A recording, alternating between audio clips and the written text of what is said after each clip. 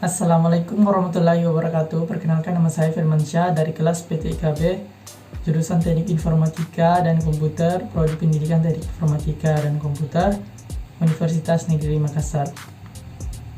Kali ini saya akan membahas tentang arsitektur sistem memori. Pertama, yaitu teknologi dan biaya sistem memori. Ada dua, yaitu memori magnetic core 1960 dan memori solid state. Pertama, memori magnetic core 1960, yaitu penyimpanan yang ada dalam memori inti dibuat dari elemen besi yang berbentuk donat yang disebut magnetic core atau inti magnetis, biasa juga disebut sebagai core.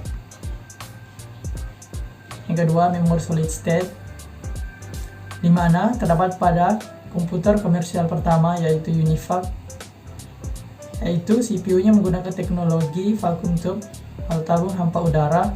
Kedua, memori utamanya 1000 word, yaitu setiap word besarannya 60 bit dan penyimpanan 12 karakter 5 bit. Lanjut, yang kedua, organisasi memori. Organisasi memori terbagi menjadi dua, yaitu interleaved high order dan interleaved low order. Interleaved high order memiliki ciri-ciri, yaitu setiap bank penyimpanan berisi blok alamat yang berurutan. Kedua, setiap peralatan termasuk CPU menggunakan bank memori yang berbeda untuk program dan datanya. Kemudian, interleaved low order memiliki ciri-ciri, yaitu alamat yang berurutan berada dalam bank yang terpisah, sehingga setiap peralatan perlu mengakses semua bank selagi menjalankan programnya atau mentransfer data. Kemudian yang ketiga, jenis memori. Ada dua, yaitu memori read only atau ROM dan memori read atau write. Yang pertama, memori read only atau ROM terbagi menjadi tiga, yaitu PROM atau Programming Read Only Memory, yaitu ROM yang diprogram oleh pabrik buatannya dan kita tidak bisa mengubah isinya. Jadi memori PROM ini tidak bisa diubah atau dimodifikasi. Kemudian yang kedua, EPROM, yaitu Erasable PROM, yaitu ROM yang dapat dihapus dengan menggunakan sinar ultraviolet dan kemudian diprogram kembali. Jadi EPROM ini bisa dimodifikasi, teman-teman. Kemudian yang ketiga ada EROM atau Electrical Alterable ROM, yaitu ROM yang dapat diprogram secara komputer dengan menggunakan operasi arus tinggi atau high current, khusus digunakan untuk penyimpanan informasi yang jarang sekali berubah, contohnya informasi konfigurasi. Selanjutnya, memori read atau write diklasifikasikan menjadi tiga. Yang pertama, berdasarkan sifat fisik. Yang kedua, organisasi logis, dan berdasarkan memori archival. Yang pertama, berdasarkan sifat fisik ada 4.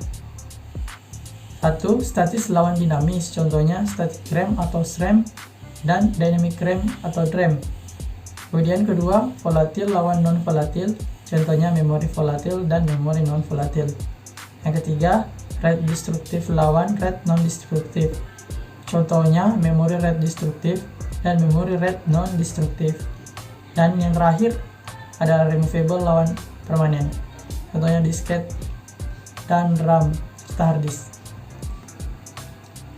Selanjutnya, berdasarkan sifat organisasi logis terbagi menjadi tiga, yaitu addresses atau memori yang menggunakan alamat untuk menentukan sel yang dibaca dan ditulis. Yang kedua, associative, memori yang menggunakan isi dari bagian word untuk menentukan sel yang dibaca atau ditulis. Kemudian yang ketiga, akses urut. Akses urut memori yang menggunakan via magnetis untuk mengakses data secara urut. Kemudian yang terakhir, berdasarkan memori archival, terbagi menjadi tiga. Yang pertama itu memori non-volatile.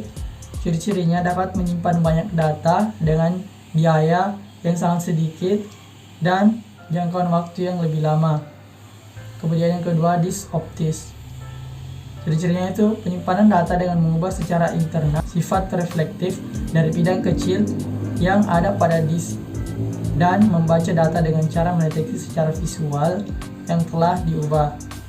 Kemudian selanjutnya warm memory atau word once read many times, ideal untuk menyimpan archival karena bila sekali telah ditulis, ia akan secara fungsional menjadi ROM. Kemudian materi yang keempat yaitu sistem memori utama. Sistem memori utama ini terbagi menjadi dua, yaitu sistem penyimpanan tingkat 1 dan sistem penyimpanan tingkat 2. Sistem penyimpanan tingkat 1 yaitu komputer hanya dapat mempunyai satu sistem memori utama, dikatakan mempunyai one level storage system. Kemudian sistem penyimpanan bertingkat yaitu komputer yang mempunyai memori virtual menggunakan multiple storage system. Kemudian materi yang kelima yaitu memory cache. Memory cache merupakan buffer berkecepatan tinggi yang digunakan untuk menyimpan data yang diakses pada saat itu dan data yang berdekatan dalam memori utama. Fungsi memory cache ada 4. Yang pertama, mempercepat akses pada data komputer. Kedua, meringankan kerja prosesor. Ketiga, menjembatani perbedaan kecepatan antara CPU dan memori utama. Dan yang terakhir, mempercepat kinerja memori.